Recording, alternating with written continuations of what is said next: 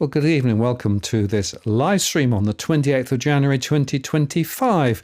It's Martin North here from Digital Finance Analytics. Great to have you on this evening. Thanks for coming on and spending some time with us on this Tuesday evening as we discuss the property market and how to play the game a bit differently, perhaps using some different tools, some different ways of thinking, some different philosophies, and also hopefully not making too many mistakes along the way. Obviously, mistakes and property tend to go hand in hand for some people, unfortunately. So that's the nature of the beast. Just before I bring Aaron and Edwin in, let me just remind you, as I always do, that we don't provide specific financial or property or legal advice, general conversation only.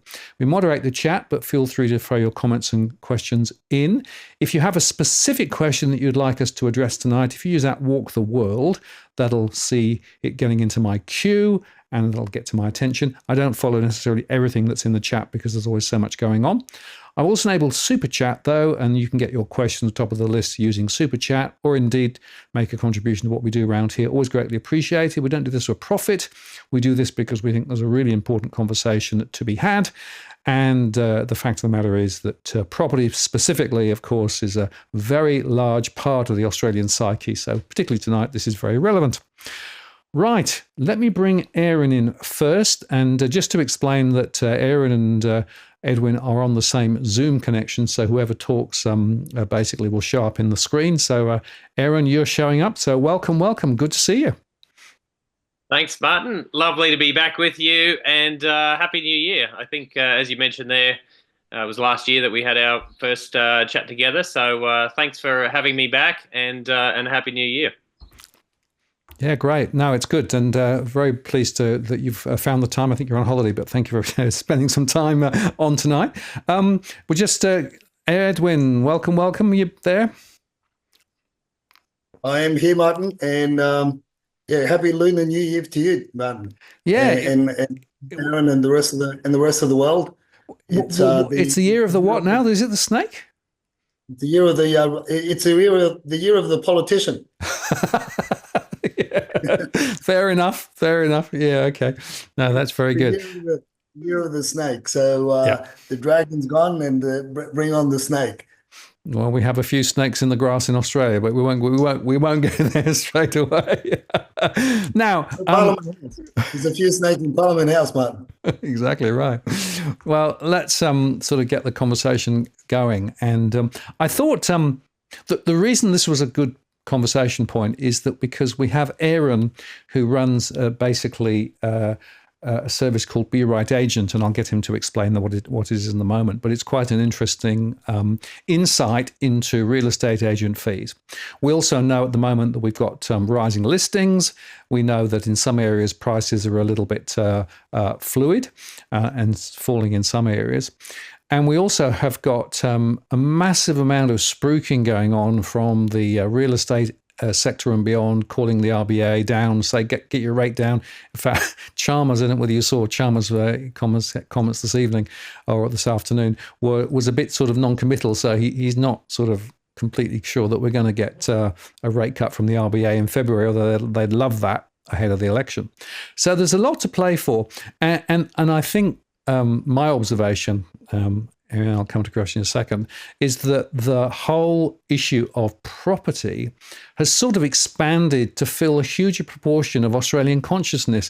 And having worked in a number of countries around the world, I think that Australia is probably the most property-centric focused community that I've ever met. So I don't know, what do you think about that? But that's my perspective. Yeah, Martin, I think that often when people talk about the cost of living, they talk about that and property synonymously. People talk about growing wealth and they talk about property synonymously. Rates moving down sort of 0.25% will be headline news if it happens, be it sort of in February or March or May. I think if stocks and bonds were to move down 0.25%, nobody would sort of wake up and shake the kids and say, hey, guess what's happened? We're going to be eating tonight because, the bond market fell or BHP's gone down sort of 0.25%. But yet with property, it seems to be synonymous with how we rate the sort of success of our lives and the happiness, and whether we're having sort of Wagyu beef as it is for dinner, or Macca's. So it seems to be synonymous with not only the psyche, but how we rate our financial health, and how we rate our happiness. And I think that's a little bit sad, to be quite honest. It's we're talking about an essential. We're talking about a roof over someone's head, and there should be more to health, life, and happiness than sort of whether or not you can A, afford housing, and B, whether the RBA cut rates by 0.25% in any given month. And let's face it, that 0.25%, while it may be the headline for the next sort of week, after it happens, whenever it happens, it's not going to make a meaningful change to the hip pockets of most Australians, I don't think. A quarter of 1%. I think people revisiting their financial health, where they spend their money, arguably fuel prices probably, play as much or more week by week on the back pockets of Australians than a single RBA cut. I'm not saying that there won't be value to cuts or several cuts, and that won't make a cumulative difference. But boy, does it receive a lot of hype. And I think we're talking about probably $100 a week or thereabouts on the average sort of mortgage. Be nice, but if you're swimming and you're underwater, I don't think it's going to be much of a relief. No, it is interesting, isn't it? The small movements in rates from where they are. If you think of where we came from 0.1% up to 4.35%, and of course the average mortgage for some people when they were fixed last time were below 2%, and now they're at 6 or maybe even more. So there's a big change. Edwin, why is Australia so fixated on property? Well, you look at the mantra. You've got to listen to the mantra, right? And you've got the great Australian dream. Since we basically came to Australia in 1974. Pretty much when you started making sense of things, that's what you hear about at all around. It was the great Aussie dream. So it's some sort of indoctrination, and you also got in the USA the great dream of owning a property in the USA. The interesting thing, Martin, is that none of my cousins or family members or friends in Ecuador, we don't talk about the great Ecuadorian dream. The great Ecuadorian dream is for many to become a great soccer player, or because other things. In Colombia, it's the dream of owning the white gold or some stuff like that. Becoming the greatest white gold distributor in the world. I don't know, but so it's you think about the language. You think about how people are brought up in a lot of countries. The countries that I know, where I've got family and friends, and I know very well, is what you dream about is not becoming Donald Trump and becoming the biggest or a Harry Triguboff. You just the dream is to have a family, live well, enjoy life. Enjoy the salsa, merengue, cumbia, a bit of tequila and rum and a cigar from time to time. So it's how we've been indoctrinated for decades. And I don't know, is it because we're still growing as a nation? Is it because the majority of Australia is still unpopulated in a way? Is it because there's still grab holdings? Was it I sort of sometimes think about the pioneers in many nations, how they went out and jumped on their horses and carts and everything else, and just went east, west, north, south, east, and west, just to stake out a piece of land. Are we still in that phase where that's why we talk about the Great Australian Dream, except it's obviously morphing into the Great Australian Nightmare if we keep on going the way we're going, as Aaron said, with the cost of living, and you and I have been talking about for a while. So I think it's because we're being indoctrinated since we've, like I said, since I can remember. And well, I've been in Australia. We've been in Australia for 50 years or so. So it's an interesting way to look at. The focus here is property. Put your fence, build your fence around your property, and whereas in a lot of other nations that as I said, that I know, it's that dream is more than just owning a house or owning real estate. That dream is to, as Aaron said, have that enjoying life, having a family, understanding what a family is. You could have, it's about that having a home, not a property. Building a home, with your relatives, with your kids, with your grandkids. I guess that's in a way that's a difference. And but now as things have morphed globally, it's everybody's become a dreamer of becoming whether it's a Bitcoin mogul or a whatever wealth. It's just we've in the way, if I can say, we've a society has lost the plot of what value is. Value moving forward, as far as we're concerned, I talk about it with my family and friends, is the most valuable asset that we could have moving forward is our health, is our well-being. That's the most valuable currency that we can have, looking after ourselves and enjoying what we have because of all the chaos that's around us. Yeah, it is interesting. I certainly have the view that the big problem, and I saw it through my surveys. I started running the surveys in 2001.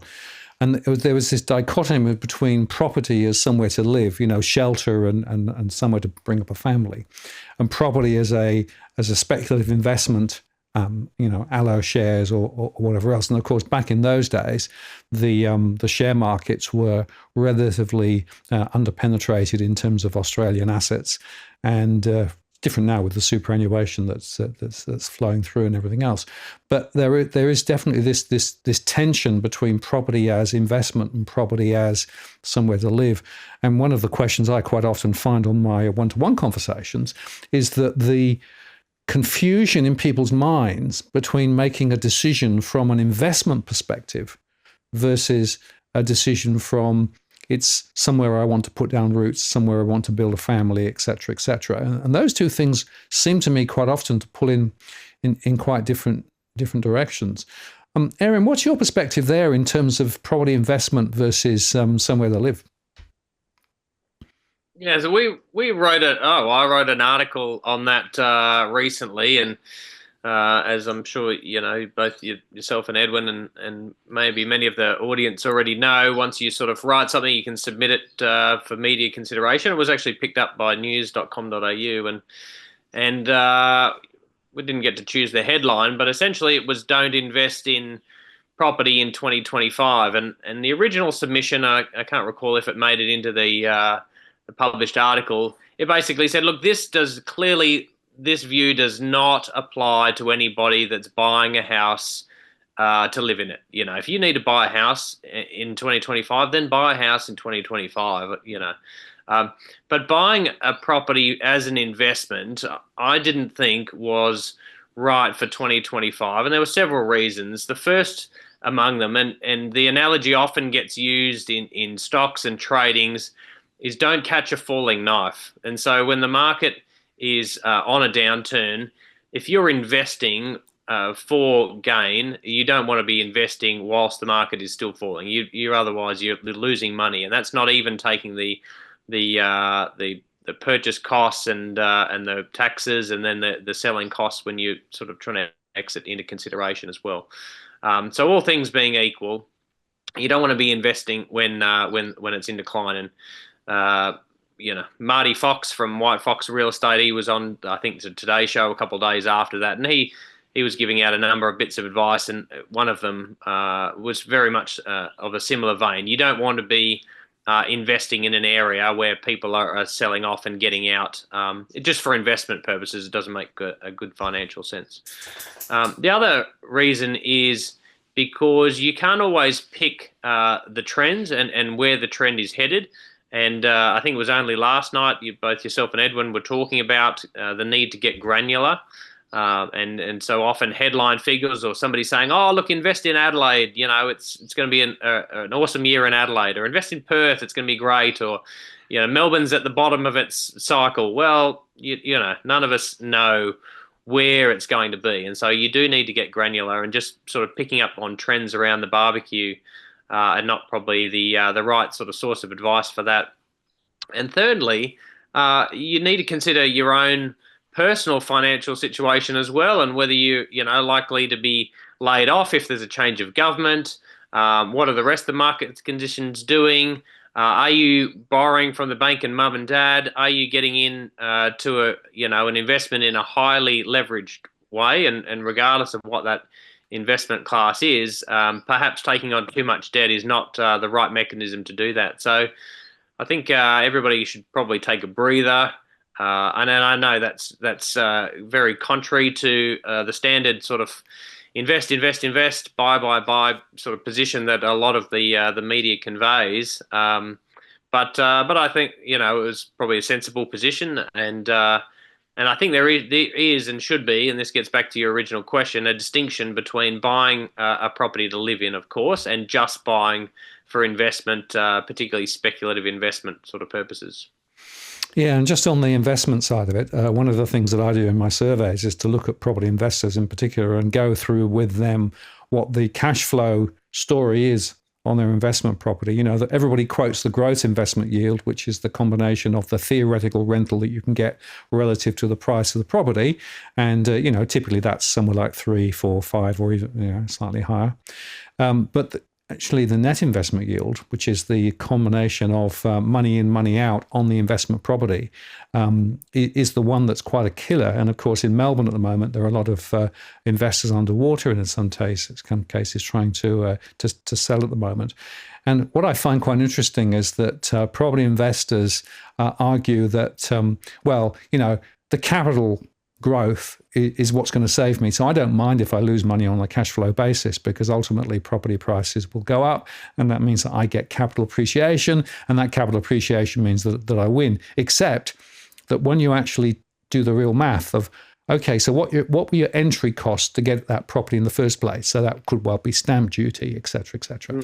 And if you sell it, what are the exit costs? And okay, you can amortize some of those over time, and you can offset them against other tax things, et cetera, et cetera. But actually, when you peel back the onion and ask the question about what the real investment profile of many investment properties are, it's not uniformly good. And Edwin will know that up in North Ryde, for example, we've got units that are actually lower priced now than they were back in 2017. And then the rents might be up, but so the costs of having the property. So we've got a lot of property investors who are actually losing money on a cash flow basis, and with perhaps limited prospect of capital appreciation. Elsewhere, very different story.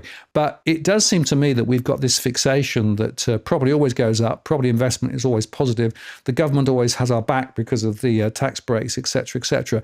But I do feel that game is probably one that we should question a bit more seriously.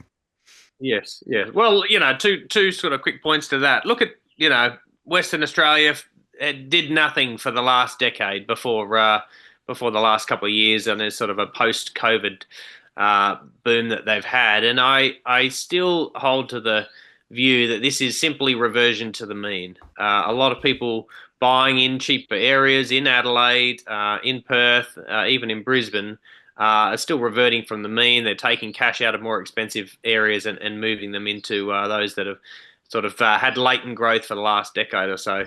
The second point is, and you just sort of touched on a number of them, but I'm yet to sort of publish an article on it, but I wrote a little sort of a set of notes called "How to Turn $200,000 into $75,000 in 12 months," and it basically just goes to show that if you purchased a property at $1 million and had that sort of initial $200,000 deposit, you'd need to also sort of cough up 40 grand or so in stamp duty.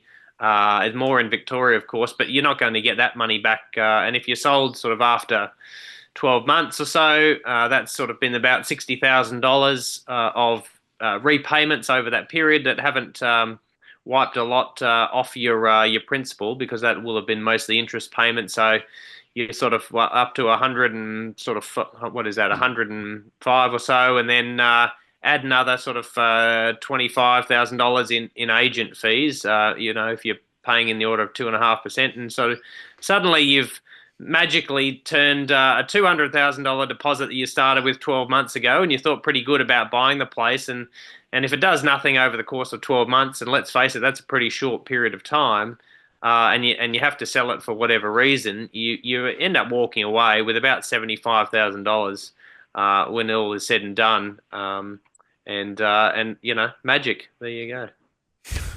Yes, your question, Martin, is the article that you wrote, Aaron, is you say, would you invest, or would you invest in 2025?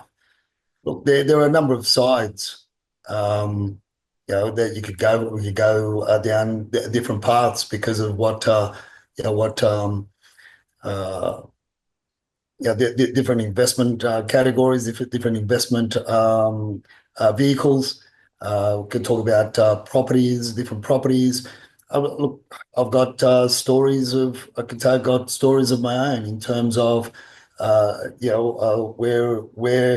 where a family member invested $100,000 into a property, and now they're sitting sweet that 100, obviously leveraging off the banks, given them a even after costs, after selling, after stamp, taking into account stamp duty, taking into account selling fees, marketing, everything else, and works done to the properties. If he was to sell tomorrow, and it's a market that's sought after, after capital gains tax, you still walk away with $450,000 to $500,000. So I think what we need to do is, or the way we look at things from a consultancy point of view is and what we've discussed with Martin over the years is understanding, and this is what Martin does, and which is what I like about the product that Martin has, and shares and with different people that consult for that service, and that is looking at not only the whole thing about investing, but also as to the why, the what, the when, the how, breaking it all down, and then getting a better understanding, and creating let's say a roadmap, to where you want to be and what you want to do. Yeah, look, and this is why our followers and our viewers are ahead of the curve, is because we warned the people as to all the WeChat chatters that were going to jump out of the Melbourne market. We warned them 2 years ago, and because we understand the trends, we understand the dynamics of the different markets. Now you've got the Bitcoinians and the Kryptonians, jumping in. I mean, look, I wish somebody sat down with me. I mean, I was sort of speculated more than invested. 3 years ago or 4 years ago, playing around with, getting into crypto, trying to understand it, and I put in 5,000. I just looked at where I'm at the moment. I think I'm about just under 1,000 and dropping. But then others have turned the 5,000, the 10,000, 20,000 into hundreds of thousands, and if not more. So I think what people need to consider really is the why, how, what, when, and the whole purpose in order to put together that roadmap. Whereas if we just say, is it a good thing to invest or not invest, and that and that? I mean, I think we're missing. We're going to be missing the mark. And we could have top what I call those arguments, reasons. I mean, buying property and buying investment property, the difference. Get into all those arguments. But there are people that, let's face it, yes, I may sound like I'm spruiking somewhat investing, but at the end of the day, the lackluster government support and the and the lack of um, welfare in terms of housing and that over the decades, when the question is, in reality, let's face it, this is reality. Is where would renters be if there weren't investors? Mm. And this is where I've also brought up the argument. If we're going to totally scrap negative gearing and deter investors, you only have to look at Melbourne as to what's happened there, where you could say in a way that's a litmus test of what would happen if government policies. What happens when government policies in the short term? There are people that are going to be suffering, and the ones that continue to suffer are the renters, because those properties that are now no longer on the rental market, and they keep on diminishing over the last 2 weeks. They've been diminishing by up to 1,500, and getting coming less. But the other side of the ledger of that coin is the people selling. Yeah, if you're going to be buying, you can buy. You can get into good deals, perhaps even great deals to buy as a first home buyer. But how many people are actually buying, are in a position to buy? So I mean, it is a very, very complex and convoluted game. I think what it comes back to is as I said earlier on, is come back to whether you're selling or whether you're buying. We're in an era, we're in a time where people need specialist services that could help them to navigate through the whys, whats, whens. Should I, or is it the right vehicle? Otherwise, just sort of speculating, jumping in. Yeah, you're going to get burnt. It's a toss of the coin, right? But and I think it's time for specialty services like the ones that yourself, from a sales point of view, Martin, from a looking at things through the microscope and really, analyzing things in areas and giving an overview on looking at things very, very granular. From our services, helping people understand as well as to the areas, the types of properties and everything else. So, but if people are just going to jump in because, as Martin said, because they think that they're going to be saved by the price rises, well, they've got another thing coming. Yeah, and it is. I think. Go on.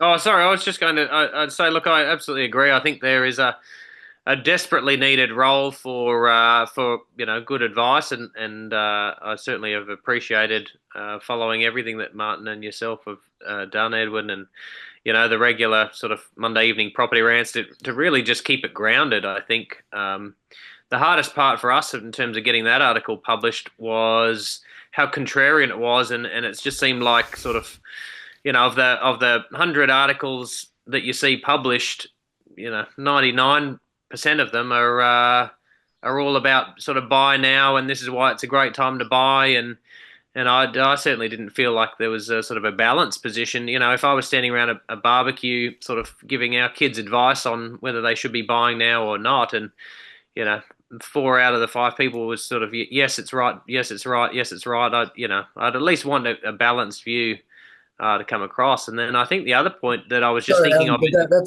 Sorry if I can interrupt, but that's why you don't get your property advice from at a barbecue, or from your Uber driver, or your Uber Eats, or your taxi driver. If you're going to be getting property advice at a barbecue and from your Uber driver and that, look, unless I'm attending the barbecue, and I'd be very. Well, you're always invited. Yeah, you're behind the apple.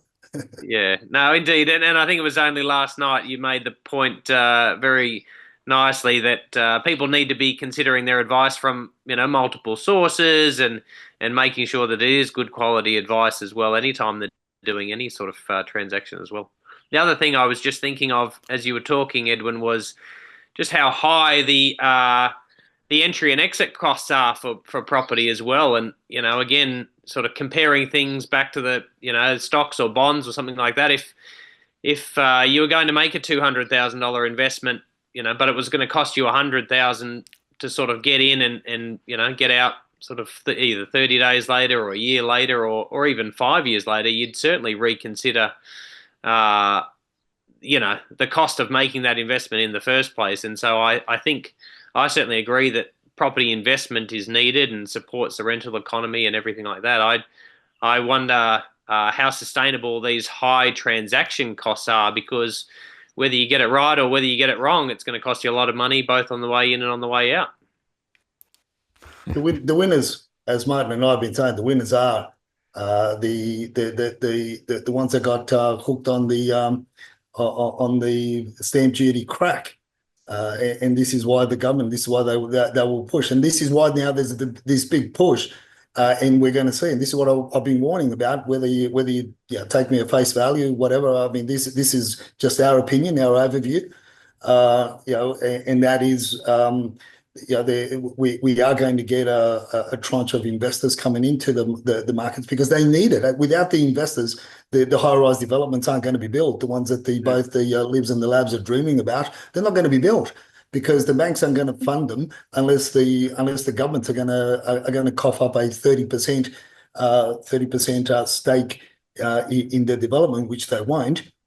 So where is it going to come from? It's going to come from the silent tigers, and it's going to come from the new kids on the block, because they are the ones that been focused on. And this is where Matt Barry and everybody else has been talking about the influx of so-called professional labor, that we need all these professionals, particularly in the construction industry as well, and in many other industries. And this is the reason why we are where we are with regards to the growth in population. But yet the government's increased demand, but the supply isn't there to meet it. So they are heavy costs, but the winners are always going to be from the local governments right up to the state and the federal government. So unless we have a screaming amount of supply, we're not. It's going to be very, very hard, in my opinion, to quench the beast that's out there. And if we're just going to be playing the game of catch up with the stock that we have on hand, whilst we increase the demand. Look, is there any reason why investors, speculators, why they shouldn't get in the market regardless of the high costs? But traditionally also, we also need to understand that when you're investing in property, it's not a short-term transaction. You take those. Because of the high costs going in and also exiting, and that's another. So we don't have the. And I guess if I was to make a point, an observation from 2023, 2024 on the investors that we saw, we worked with, we worked for, and that we converse with over the 2 years. The biggest thing is, one, they're not looking at exiting the market straight away.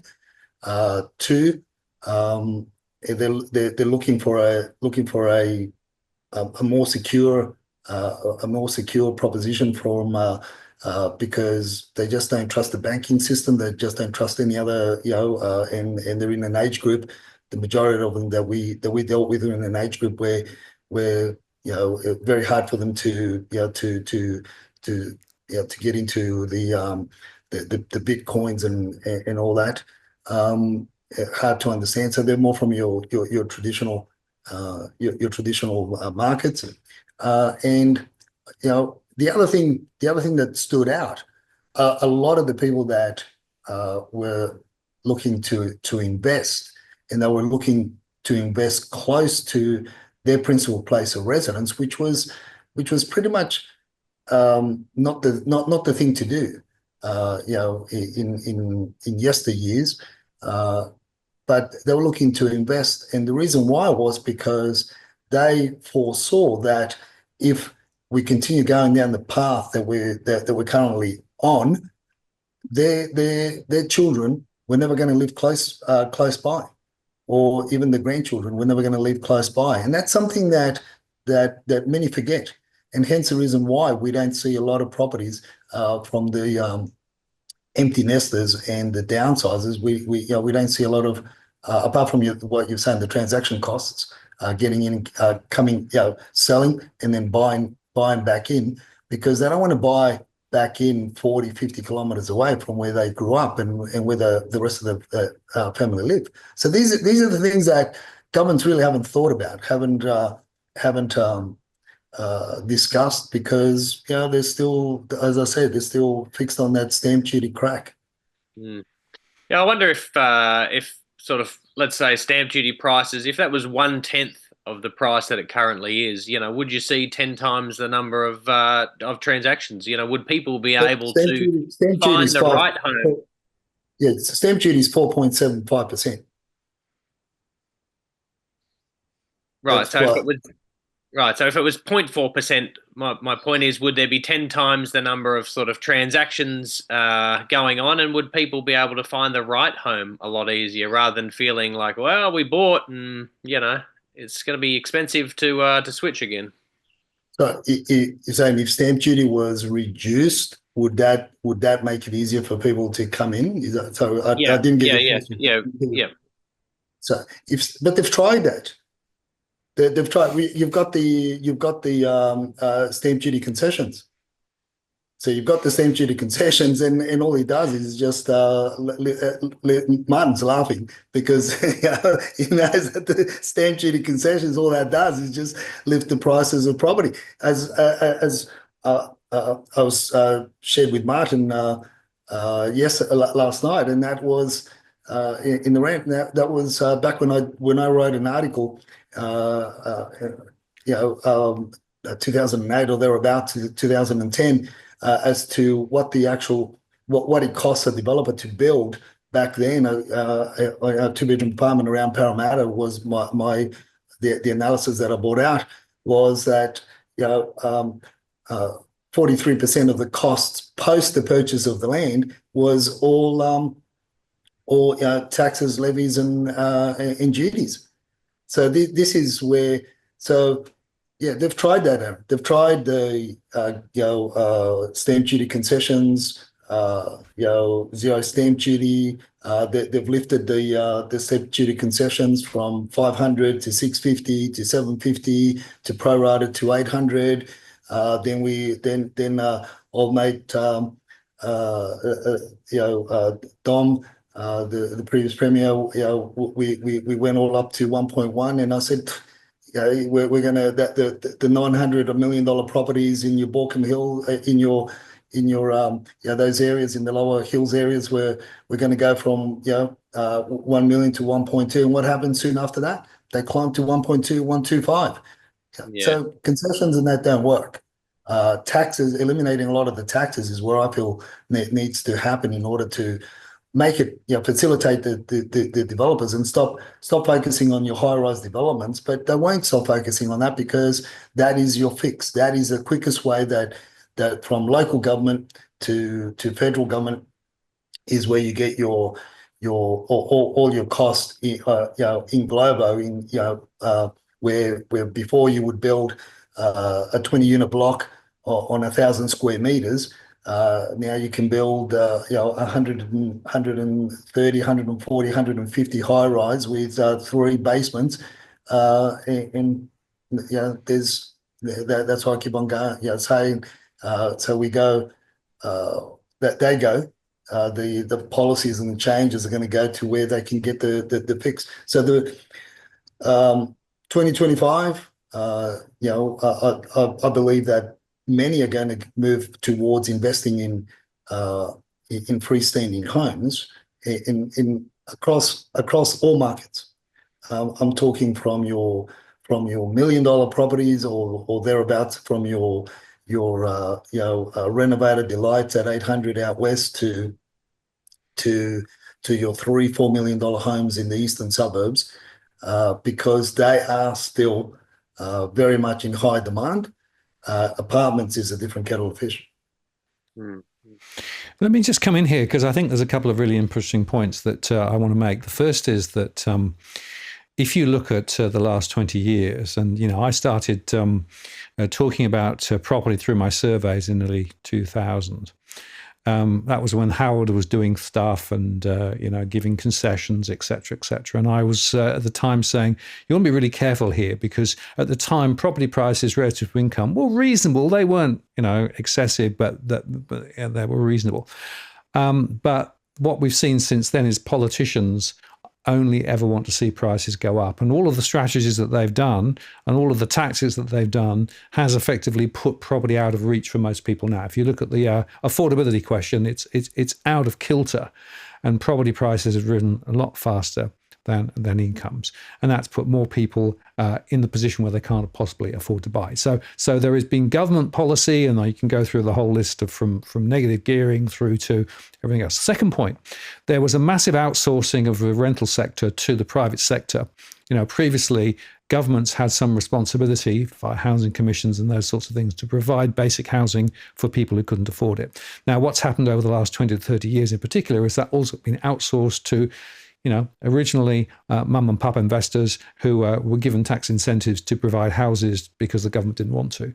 Over time, what we've now started to see is the government now saying, well, we need more structural support. So we've now got build to rent being supported by government policy and in government money to try and actually solve the housing problem. But what they're doing is they're washing their hands of a lot of the stuff that created the problem in the first place, rather than actually recognise that maybe there's a responsibility for the state at both federal and state level to provide housing as a human right. Third point is all these incentives, first owner grants, tax concessions, changing the thresholds for stamp duty, all of that is pushing prices up more. The Productivity Commission report from 2-3 years ago made the point that prices are higher because of government policy.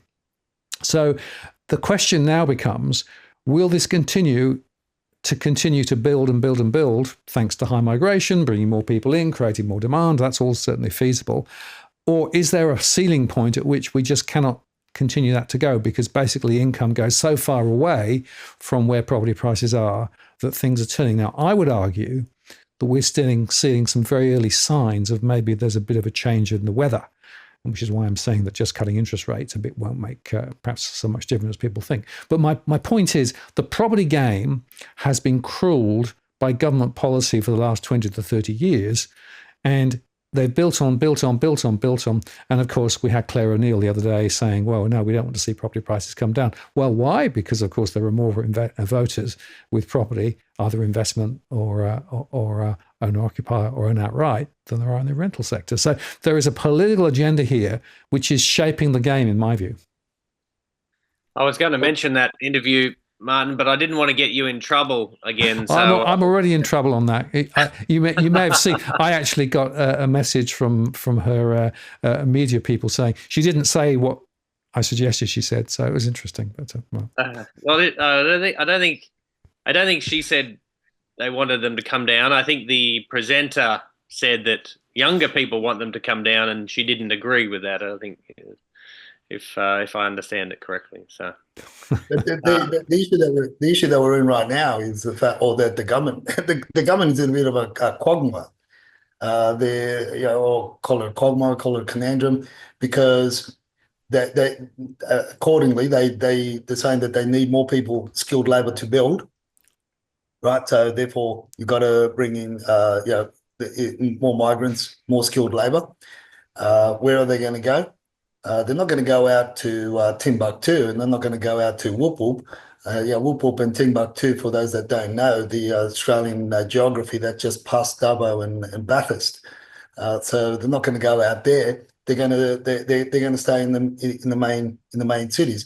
And then again, the people that will come under those pretentious skilled labour visas, they're really not want to grab a chisel and hammer and start chipping away and or laying bricks. They want to work more in the managerial roles. So that's the problem that we have. The second problem that we have, Martin, as you've alluded to also, is the fact that the quickest way for any political party to solve this issue, or to to calm the masses, you could say, is to build. But the quickest form of building in terms of turnover, turning over numbers, is high-rise development, which at the end of the day, in order to bring them out as quickly as what they want, we know that the next tranche of developers that are going to come into that to build from our industry insiders are not your first. In the majority, they're not your first tier builders. They're people that are going to come in, and there's going to be, in my opinion, and I'm going to get in trouble for this, that are going to be cutting corners, and we're going to have more and greater issues than what the building commissioner has been facing for the last 3 years. And third point, Martin, is, as I keep on saying over and over again, and have been saying for the last 3 years, since 2019, since the first promise of the 1.2 million, is even if we started putting shovel to the ground today, it's not going to be 5 years down the track, a best case scenario for a lot of these buildings to materialize. So what do we do in the meantime? What are people doing in the meantime? And this is, as I say, this is the quagmire that both sides have put themselves into, and they're going to get out. And the only way to get out, from my observation, is to allow that, whether it's short, medium term, to allow that money from overseas investors that don't know what they, and people that speculated heavily in the Indian property market and have had huge windfalls over the last 3 years, as we've been observing those markets, and the new money that's coming in from Vietnam. And I mean, there's a shitload of money that's being parked in your inner west and your Gladesvilles, Rod Points, and all these areas with the new kids on the block. And they're not going out to Cabramatta. They're not going out to your to those areas, to your Canley Heights and these areas. They're great areas to go and eat. The Vietnamese cuisine, but the young people don't want to spend the rest of their lives there. They're pushing more to the inner west. They're pushing closer to the city. So all this money that's coming in is what the government needs, and that's the unfortunate position that both the government and more so the people people have been dragged into the shit show that the government's given us and cooked up from 3 decades ago and lost control. Right. So. Sorry, I was just going to add, Edwin, you mentioned the number of places required to build in terms of catching up as well. And I wonder, with migration as it is, whether there is a catching up. You can play catch up as much as you want. We're not going to. It's going to be a long time to catch up. Look, what the answer, we all know. We all know what the answer is. In order to play catch up, you can't play catch up. You can't stop a dam from busting by putting your finger in the holes at the bottom of the dam, with the leakies, or putting a little bit of arrow dye or whatever you want to stick in there. You can't stop it from busting. You gotta drain it. You got to basically take that mass and that weight out. So the only way to start playing catch up, in my opinion, my personal opinion, you really have to put a pause on immigration. That's it. Bang. And then start working backwards from. But you and I know that they won't, because it's a political, right now it's a political cactus. It's a political it's a prickly pear because we're coming up to an election. And as I've been saying in the Monday evening property rants, as I've been saying, is it's just a switch of numbers, switch of visa numbers and visa names and whooshka. You don't know what, it's all smoke and mirrors. And both sides need to vote. And as Martin said earlier on, they're doing it because they need the vote. And if you look at it's funny because the one side, the left think that by bringing in all this, these high levels of immigration, they perhaps think that they're going to get that the votes are going to be swayed to the left, not knowing that their aspiration is to also build wealth and to own property here. So are they going to vote left, or are they going to vote right? And perhaps one of the biggest voting blocks that's been emerging over the last decade, as Martin said, are property holders. And you look at the charts and the figures as to based on ethnicity, as to ownership of investment properties, and it's rather interesting. Where you've got the Chinese, Indians, Vietnamese, pretty much sitting on the top five, in the top five. So it's crazy. So that's so I don't know. It's I do know, but we go back to very very much being specific and being whether you're buying, whether you're going to buy, whether you're going to sell, whether you're going to rent, unless you do all your R&D properly, you can come unstuck on all sides. Well, let me take the conversation on a bit then, because I want to get into specifically the real estate industry and how this segues into what we've been talking about. So we know that governments are responsible for a lot of the issues, but I would also argue that the real estate industry isn't actually servicing us that well. And the first point I want to make here is there's a very strong connection between the real estate industry and the newspapers and the social media. And so there's a little bit of spruiking going on at the moment. And I just want to, this is just one I saw, right? The hidden gems where it's easiest to buy a home. And so they're talking about New South Wales suburban towns with the biggest increase in listings, as this is a place to buy. Now, I could put up hundreds and hundreds and hundreds of different articles, spruik. And one of the things that I'm finding really frustrating is that when I have my one-to-one conversations, a lot of people are taking what is in this so-called media as true and giving the full story. But I would argue that they're being absolutely misled by people who are hand in pocket with the real estate industry. So you can't really necessarily take what's being written as being relevant necessarily to the decisions you're taking. No, and if you're just doing that, this is where you come unstuck. And you and I have met a lot of people that have made those decisions based on emotion, which is the unfortunate trend, which is the unfortunate the thing that dominates. Not all, but in the most part, the buying. And also selling, and to a point as well, renting.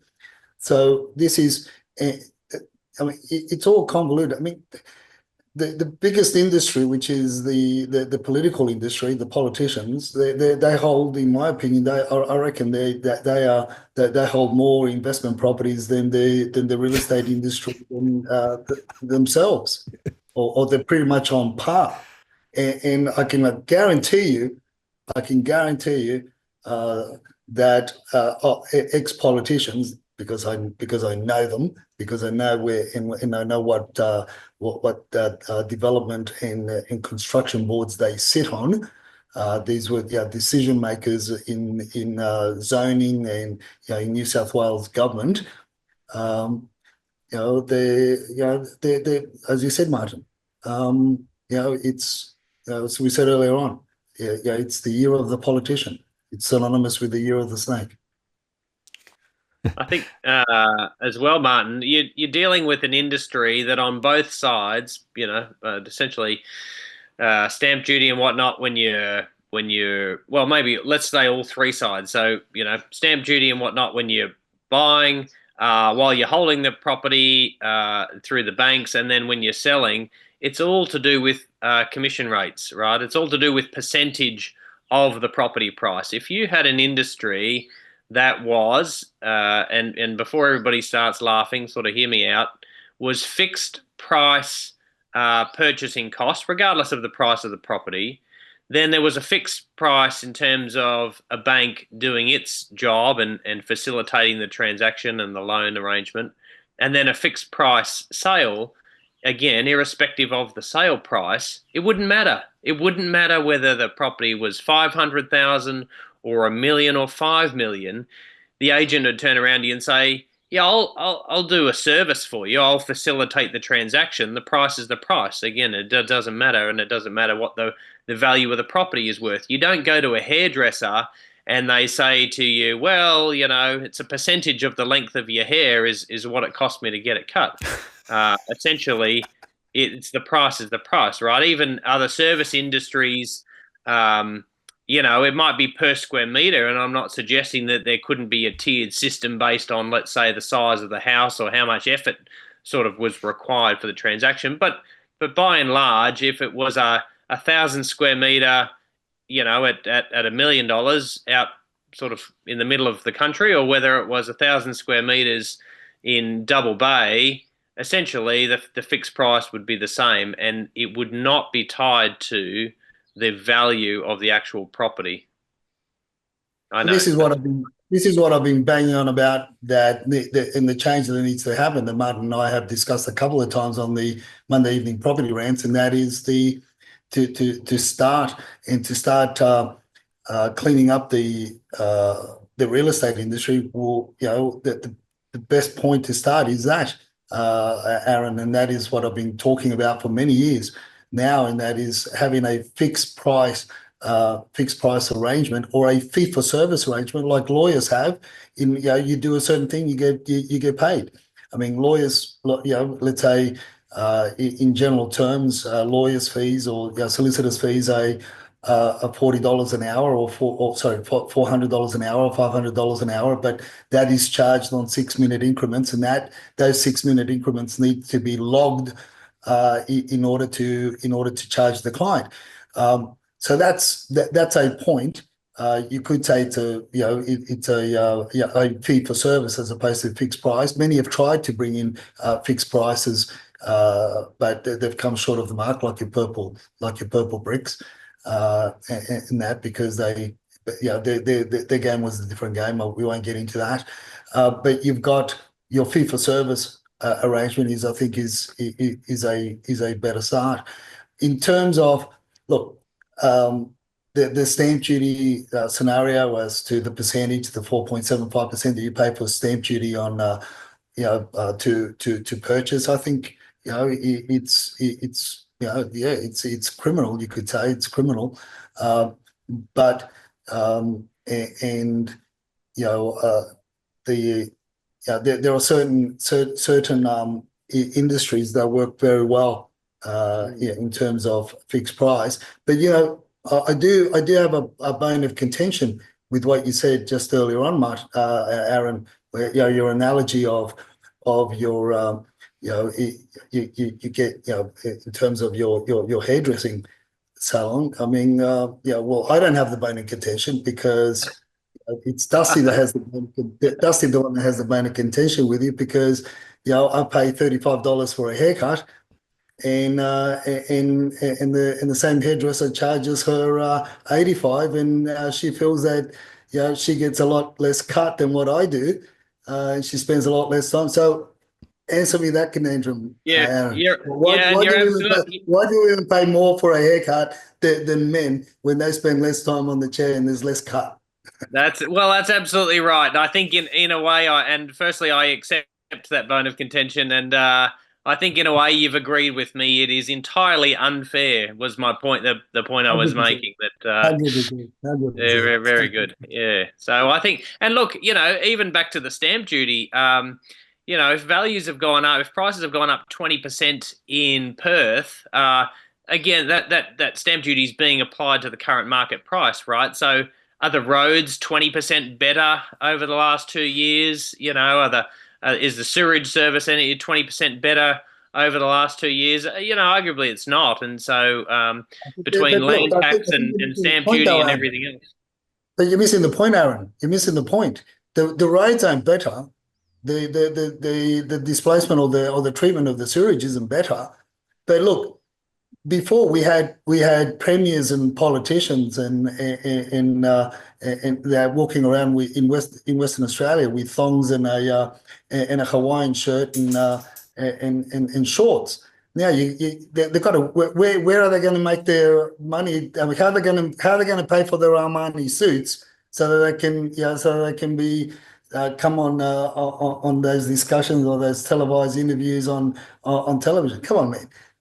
This is why this is why people get fleeced on the way in and fleeced on the way out, in all areas, in life and in real estate, right?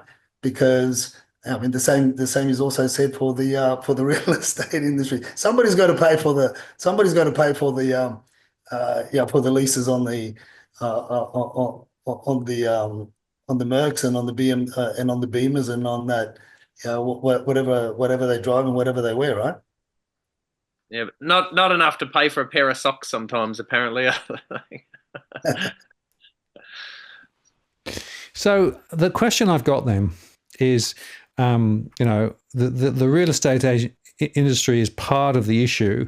I want to say, though, that not all real estate agents are the same, right? There are some that are actually much better than others. There are some that do the right thing by their clients or the vendors, but there are others who don't.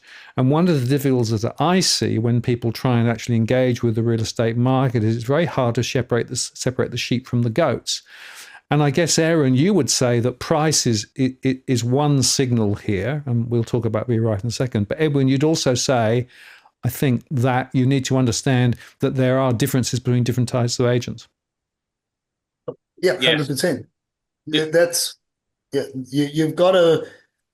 As you said, Martin, there are levels of professionalism.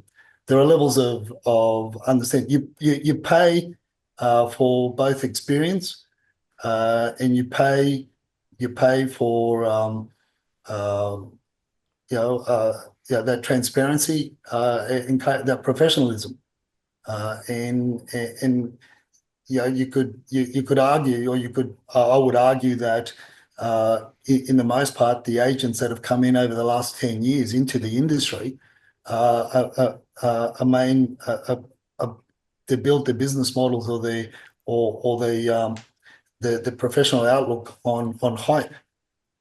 And that is not sustainable when the market gets harder, to get listings, where the market gets harder in terms of sales.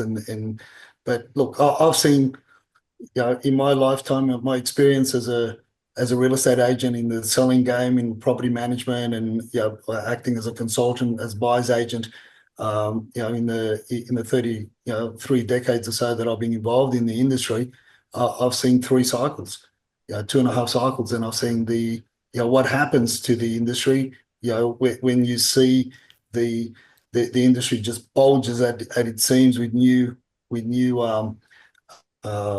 players, and then when the times become harder, then the industry thins out. That's a natural course. So what do you think? What do you think the hourly rate, the effective hourly rate is, Edwin, for a typical real estate agent? If you were actually to say, how many hours does it take to sell a property? Okay, that's a rhetorical question, Mark. That's on average an agent spends. I've done this over the years, over and over again, and I track the commission rates. I track the performances and the sales of properties. I would argue that we're still at around 17 hours that an agent spends on the sale of a property, from obtaining the contract of sale to settlement. That's been the average commission in New South Wales, in Sydney, predominantly in Sydney, because that's my backyard. The average commission in Sydney currently sits between 1.4 and 1.5. Let's round it off to 1.5. That's the average commission across the board. I can get agents competing for my client's business when my clients call me to consult for them as a consultant, to help them to sell and to choose the agent that they want to, that I believe is going to do the better job. I can get agents to run as low as 1%, 1.2% without compromising. And I emphasize this, without compromising the amount of time that they're going to spend on the property, working with the client, and to obtain the best result. So on average, 17 hours an agent spends selling a home. On average, based on the capital growth or the median property price and the commission, I've worked it down to roughly between 1,350 to 1,400 that an agent earns per hour. Okay, that's a good rate when you can get it. This takes us right into your territory, right? Because what you're trying to do is cast a little bit more transparency in terms of the rates that people charge, and the fact that you as a prospective vendor could actually go seek a better rate. Yeah, absolutely. So we started our service, Bright Agent, just a bit over 12 months ago, and essentially it does what you've described, and also what Edwin described through his service, and that is basically that people can go on free service. It's all run through the app, and help people save money when they're selling by getting commission rate agents to offer their best rate. And you see this with services like Webjet or Trivago, might be for hotels and whatnot. And what we do is essentially get the agents to put forward their best rate, and other agents can see that rate being presented as well. They don't see exactly who is making that offer. And if they want to offer a more competitive rate, then they can update their rate to do so as well. So really gives people an idea for what's the best rate they can get an agent from. And it also allows agents to be appraised of also who else is offering what rate to try and win that listing as well. So we definitely see it as a win-win for people, but as you said, bringing more transparency and better rates to the commission service. We certainly advocate that people use a real estate agent. I think in probably 9 out of 10 scenarios, it makes sense to use a real estate agent. And so we're not advocating for do-it-yourself or anything like that. We definitely see the value that selling agents bring, but all we're asking them to do is offer people a really, really good rate, and as a mechanism for trying to win that listing. The other thing Edwin just touched on is there's lots of different characteristics for choosing an agent as well. So price is certainly what ours is based around, and it's the way it's presented to the homeowner in terms of price and sort of ranking from the most affordable through to the most expensive in terms of price. But there's certainly other metrics that you can compare there. How long have they been in the industry? You can look up their license number. What company do they work for? What areas do they operate in? All of those sorts of things that you'd want to have a look at as well. So it's not exclusively price, but our point of difference in terms of helping people get an agent is centered on price. And as I think we've been talking about for an hour or so now, it's definitely tough out there. And if people want or need to save money on the way in and the way out, that there should be a mechanism for them to help negotiate better commission rates. Yeah, very interesting. And certainly I think that anything that brings more transparency to what agents are prepared to do work for is a really good thing. If you do the calculation, as Edwin did, it still looks like a pretty good return to the agent, right? But the other interesting observation, of course, is they only get paid when there's a sale. So 2 observations there. The first is, of course, that means that they're always motivated to try and find a way to get a sale. And that begs the question sometimes, well, who are they actually working for in the first place? And Edwin has been chatting sometime previously on the rants about, to what extent are agents working for the vendor versus for the prospective purchaser? And it's quite confusing. The second point is that I've noticed more recently there's definitely a push towards auctions from agents. And I wonder whether the Be Right tool differentiates between an auction sale versus a private sale. Look, not exclusively. We haven't sort of focused on that. But what we have tried to take out of the picture is over-promising on price. So we do ask the homeowner to select a price range or their ideal price, and then all of the commission rates offerings that are presented from all the different agents are based on that price.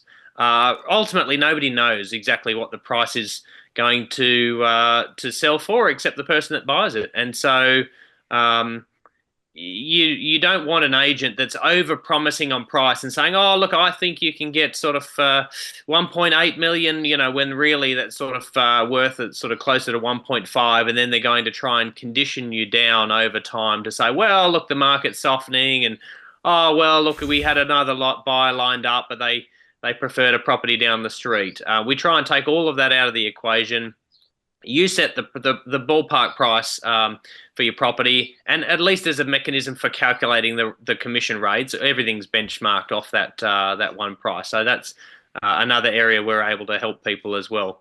They won't be subject to spruiking. I think it was only a couple of weeks ago Tom Panos said, it's well quoted in the real estate industry that the biggest liar gets the job, and that's what he's referring to, is being able to overpromise on a sale or overpromise on the sale price in order to just simply try and win the listing.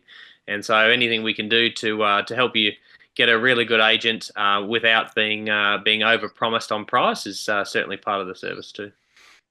Okay, very good. Now, here's a little question that sort of builds quite nicely off the back of our last bit of conversation from MCM. And I'd like to get a view of both of you. Are auction sales still the best way to gain the best price when selling? Edwin, I'll let you come in first. I know you've got a perspective on this, and then Aaron, I'll be interested in your perspective too. You might be agnostic simply because of course, the tool that you offer there. But Edwin, what's when you're asked this question, what's your answer? Well, for me to answer the question without, let's say somebody came up to me that was looking at selling, without looking at the actual property itself, it's very difficult to tell them what's going to attract the best outcome. Fundamentally, if we look at the historical and the fundamentals of an auction campaign, we went from an 8-week auction campaign to a 6-week auction campaign to a 4-week auction campaign. And in some cases now we're sitting on a 3-week auction campaign where demand is, let's say where demand is very high. And there's two sides there. One is one would argue that the agents would argue that the reason why they shorten the campaigns is to keep the prospective buyers hot, and you go to auction early so that you can get a good result. Well, my counter to that view is, well, if there's such a high demand in the area, I mean, my sister's gone to an auction tonight, right? And now the agent, well, she was supposed to go to an auction tonight. She hasn't called me, so I doubted whether it even started, because when she called the agent, the agent had told her that there were 7 offers on the table prior to auction, and the owners were considering it, and she didn't know till this afternoon whether or not it was going to be held, which is a crazy position to be in.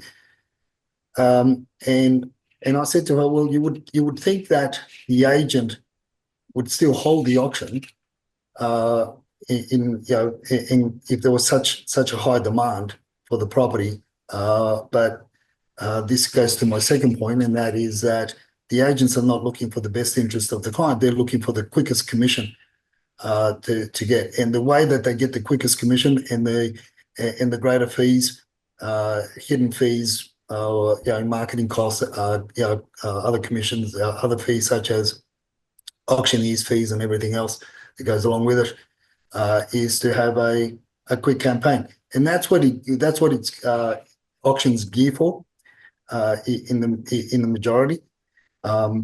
Look, there are, again, it goes back to the property, the location, the demand. But in all that, whether it's a 3-week auction campaign, whether it's a 4-week auction campaign, whether it's a 6-week auction campaign, the common theme across all the campaigns historically has been, even in a lot of cases through private treaty and other forms of sale, historically has been for the selling agents to do the least amount of work and spend the least amount of time in order to finalise the transaction and move on to the next one. Now, I know agents that I've questioned them over and over again, and this is why they don't get a sniff at selling property for my clients, whether or not the auction campaign is the best way to proceed. And fundamentally, it's because I've asked them, and when I interview the agents, I'll put to them, so right, if we're going to go through an auction campaign, how much time are you going to spend in terms of opening the house, for doing the open for inspections? And in the majority, Martin, most of it is, we'll just do the one open on a Saturday.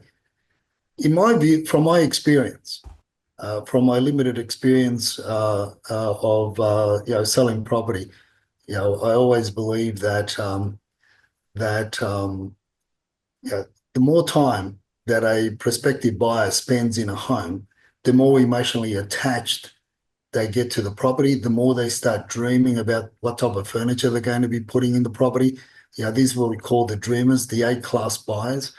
What type of, what kid's which child is going to have what room, and they start, before the parents even buy the property, the kids already start arguing as to which room is theirs. And that's the sort of stories you want to hear. And when they want to come back and measure up to see if the lounge is going to fit in the lounge room, all this sort of stuff, all these hints to get how keen they are. But but you can't do that in a half hour, in a half hour open house inspection where you might have 10 groups of people coming through, and the agent's reluctant to open the property up during the week or have private inspections because they feel and they believe that that's their way of keeping that allure of urgency by corralling everybody to these half-hour inspections. So that's one of my takes is when I present potential sales to clients of clients' properties to selling agents, I want to know how much they're going to work on the property. And forget your half-hour open house inspections. If you're going to do 1 or 2 on the weekend across Saturdays and Sundays, Saturdays is your typical auction day. It's crazy in my view to have an auction on a Saturday when and those auctions that you've got, limited times or the most it's been proven over and over again that the time that there's more people on the road is on a Saturday between 10 and 1 o'clock, because you've got every man and his dog on the road trying to get to shopping, sports, everything else, just commuting, relaxing, whatever. So you've got all these situations. So it's I guess in a long-winded way, I'm just saying, like, it comes back to what your needs are. But unfortunately, I'm not saying that auctions aren't the best way to sell a property, but depending on its intrinsic qualities and what the outcomes are required. But the unfortunate thing is the attitude of the agents that have got carriage of the sale of trying to do as least as possible.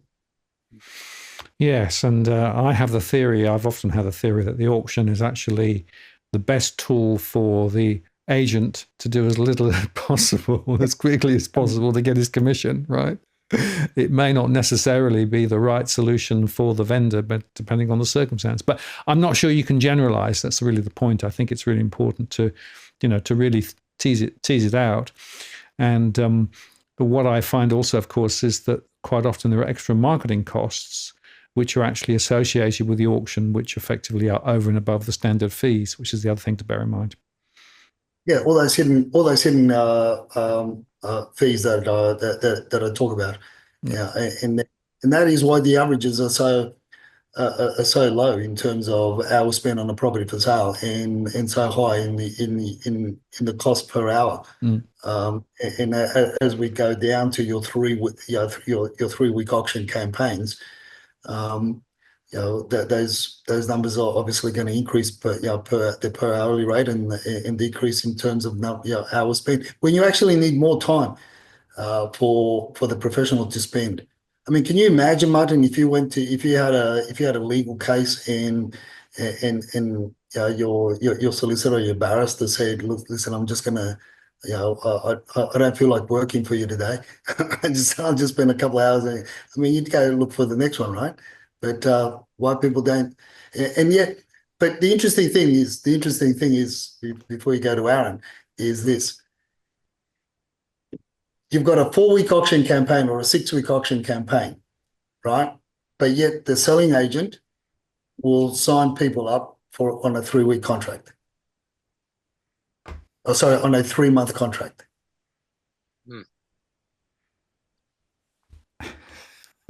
Spot the disconnect. Aaron, what's your perspective here on the old auction question? Yeah. Look, I've got probably two things to add. I firstly agree with Edwin that it's very dependent on the needs of the individual and the property, of course, which ties into my first sort of item. And that is, if you were to mention to the agent as you're meeting them or as you're interviewing them, and you say, "Look, I don't want to go to auction, for whatever reason. Maybe it's family circumstances. Maybe you don't want 100 people wandering through your house and tripping on your front stairs and all the rest of it." I think you'd probably find the agent said, "Yeah, look, I agree with you. I think private treaty all the way." And conversely, if you were to say, "Look, I'd really love to go on auction. I want my neighbours to see, a dozen people standing on the front lawn," you'd probably have the agent go, "Yeah, absolutely. I was thinking public auction, and we'll billboard at both ends of the street, and have arrows to your house, sort of thing." And so you'll find a natural narrative to play into what the vendor sort of wants to hear, at least. The second thing I would offer is properties, in a way, are always at auction. It's just whether the auction is happening behind Oz's curtain at the agent's desk, and you can't see what they're working the phones and going back and forth between, potential offers and all the rest, or whether the curtain's drawn back and it's all on display on a Saturday morning, and for better or worse, you do get to see essentially behind the curtain and see how the strings are being pulled. And I think some people will, clearly overjoyed by the prospect of getting more than they ever dreamed of, and equally, some people would be horrified. What do you mean that only one person out of everybody that clicked on domain turned up on in my driveway? How does everybody not love my home as much as I do? And so properties, in my mind, they're always at auction. It's whether the auction is happening at the agent's desk, facilitating offers, trying to work for that highest sort of sale price, or whether you, as you alluded to, whether they sort of sit back and say, "Well, we'll see you in 3 weeks, and we'll see what happens with an open curtain on the day. Maybe it'll go well, and maybe it won't." That might be a simplistic view, but I think it illustrates the point. I think that essentially auctions are happening at all times. Yeah, it's a good point, actually. And it's just a matter of how much is public, how much is private. And it does depend on the property, location, all those sorts of things too. When I sold my property in Thurrool, we collectively decided, no, we're not going to run an auction because the property was the sort of property where you had probably a few people come through rather than a lot. I mean, you don't want to have boards and things. So, it depends on the property. Well, we're coming up towards the end of the show, but Aaron, you did put some slides together, and there was one that really tickled me. It was this one, which was your predictions for 2025. So just walk us through your thoughts here, right? All right. Now, clearly this goes against everything that both of you gentlemen mentioned last night in the property rant in terms of the need to get granular and not sort of take things on such a too high level. But I thought, given it's my first time on the show, Martin, for 2025, I would throw up and make public here a few figures in terms of what I think the market might do over the next 12 months. And I had a few sort of overarching statements and caveats there you can see on the left, including 2 cuts by the RBA in 2025. And maybe, but after I run through these, you can sort of just share with me how this relates to your base case that I know you run different scenarios for as well. But essentially, look, I think that Sydney will soften over the course of the year. I think we didn't really get into sort of have we reached our cap for the Sydney market, but I think if we're not there already, that it's pretty close. I think household stress is more than just mortgage stress, but clearly that plays into a large part of it. And even, as I said earlier, with a 25 basis point cut in the next month or two, I don't see everybody's hip pockets recovering in a very large way. Melbourne, I think, will continue to decline over the course of the year.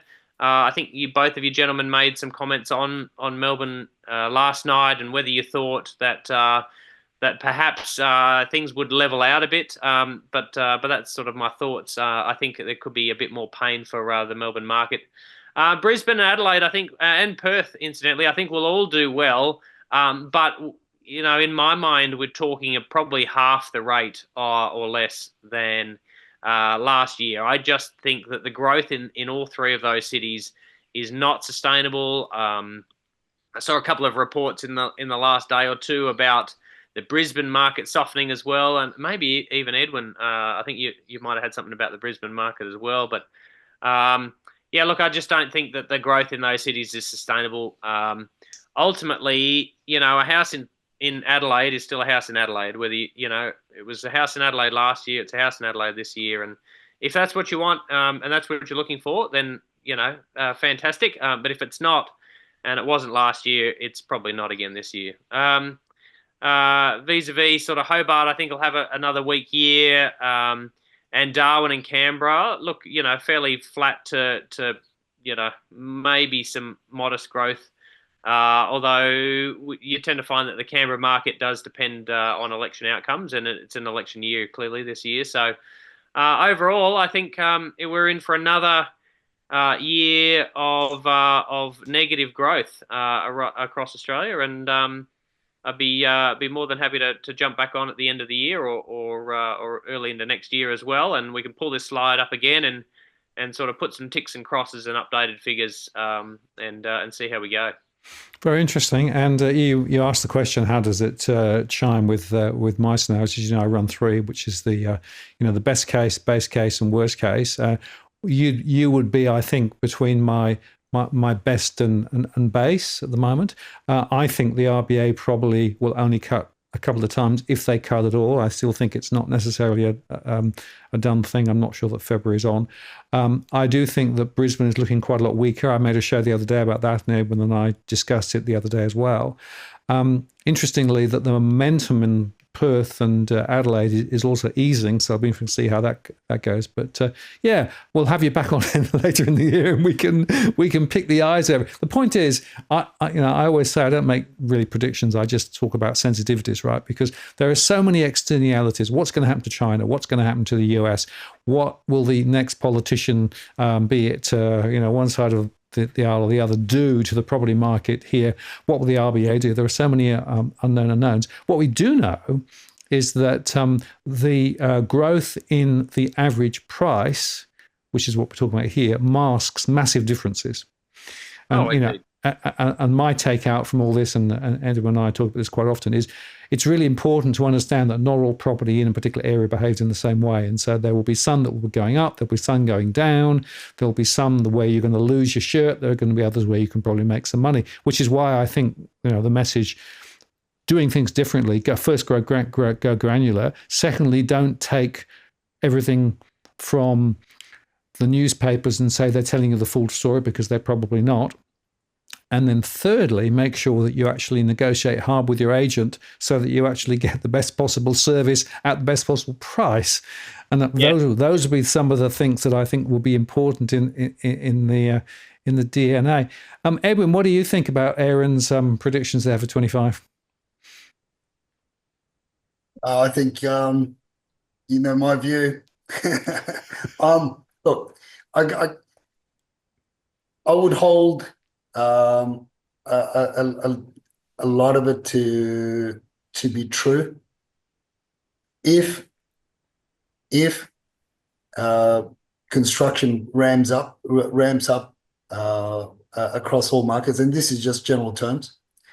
If construction ramps up across all markets, but I get the feeling that they won't. And we're not going to see that.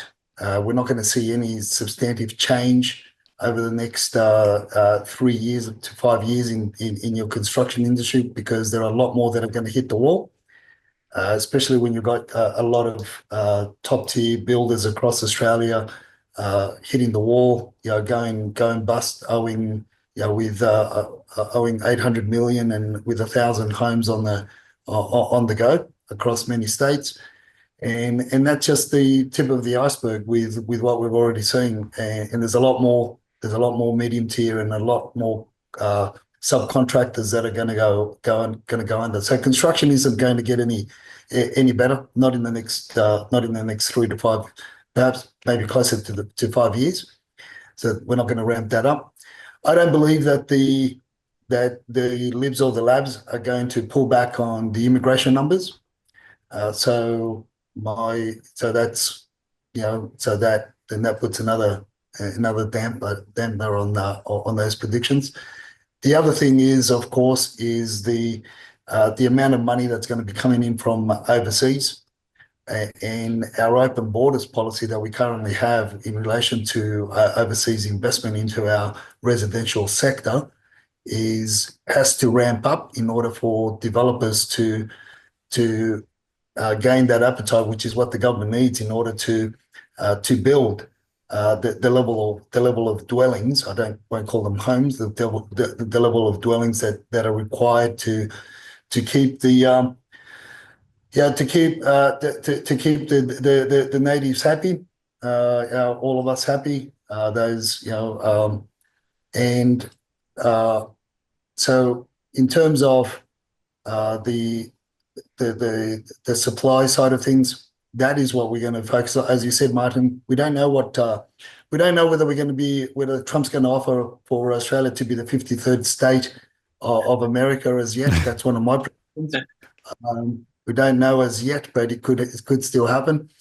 So I can only go on what's presented to us so far, and those are the biggest factors of how a lot of markets are going to fare in 2025. And as I said, when you start drilling into those stories that come that are pumped out for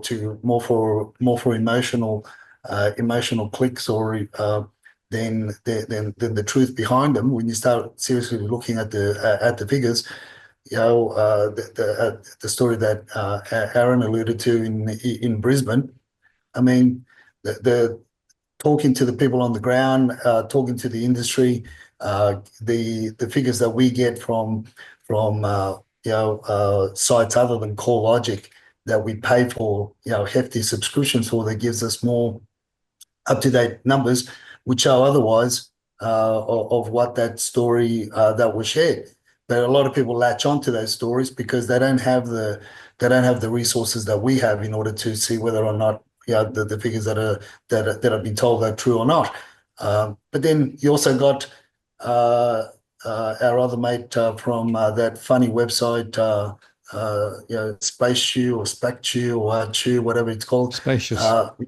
Spacious. He said he had to put it out there that that was posted by that one of our followers there, and posted out that there was from the asking to the sale to the figures that across Brisbane, there was across the board on average was $11,000 higher. So this is what we've got to question. But so fundamental, going back to the fundamentals, no construction, high cost of construction and transactions and transacting, more immigration, and open border policy with regards to investors from overseas, from wealthier nations than ours, just does not look favorable to those that are aspiring to get into the market and thinking that these, as Aaron alluded to, our mate Tom, predicting the market, going backwards in his latest range in 2025. I don't see it. And the other thing is, obviously, is because our market, in comparison to the rest of the world, is very, very small, and the amount of money that's going to be flowing into Australia from India and Vietnam is could, in my opinion, could surpass the amount of money that our WeChat chatterers bought in from 2015. So because of those factors, I can only see the numbers won't be retreating, other than your certain areas where there's a high glut of apartments, and obviously your Melbournes, because they are heavily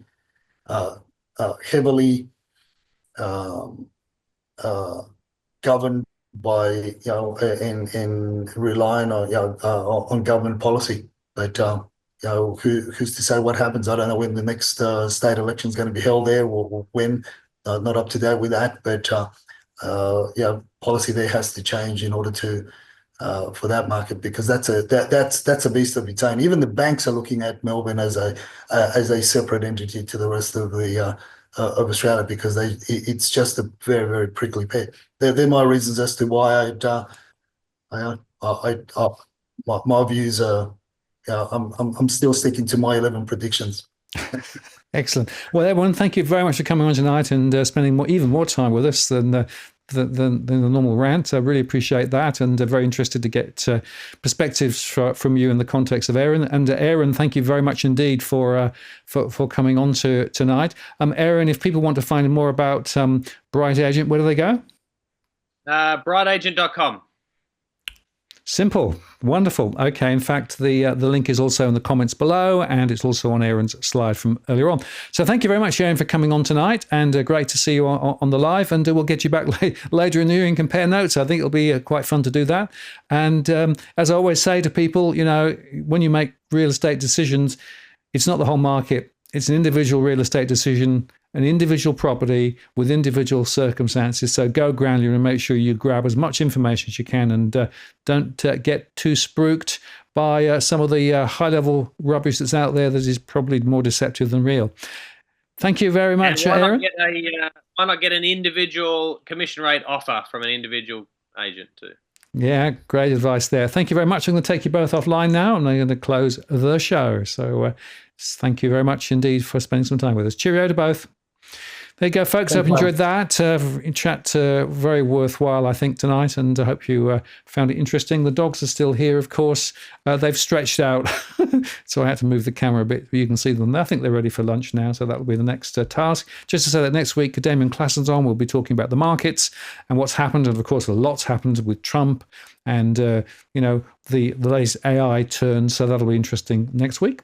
Thank you very much indeed for liking and sharing. Thank you very much for the super chats, particularly Jason. Thank you for the super chat there, and for the other comments that people made. Please like and share, and I look forward to seeing you in next week's live show, and of course daily shows recorded but still up every day. Meantime, this is Martin North from Digital Finance Analytics signing off. Cheerio.